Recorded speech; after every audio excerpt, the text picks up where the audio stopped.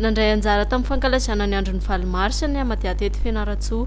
Tamin'ny alalan'ny fitiliana DIAbeta moa no nanamarian'izy ireo izany dia natao teo anoloan'ny lapan'ny tanàna. Maimaimpoana moa no nanantanteran'izy ireo an'izany. Te alalan'ny toe-batany sy ny toe-pahasalamany moa ny olona ka maro ny tonga nanao fitiliana tonga teny. 75 no isan'ny nanao fitiliana. Enina ny tranga diabetika hita tamin'izany. Raha hita amin'izao fotoana izao zany na eto Madagasikara na iran'izao tontolo izao dia hita fa ny olona diabetika zany dia mora handairan'ny coronavirus ary raha tsy voavonjy aloha dia ho tratran'le cas grave.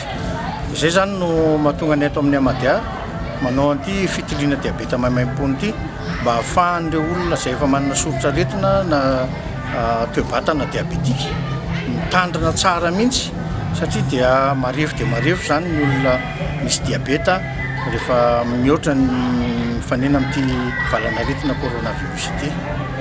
Ny mahagaga ihany koa ireto sampandra misahana ny diabeta ireto dia nampitombo ny olona voan'ny diabeta ny fisian'ny coronavirus. Zavatra hita koa zany amin'ity valanaretina coronavirus ity dia natao hoe tsy diabetika raha ny olona ka voan'ny covid-19 dia korotaniny koa zany ilay siramamy ao anaty vatana na ny atao hoe diabeta zany na tsy diabetika zany dia misy ahitana sorotsaretina diabeta efa voan'ny coronavirus.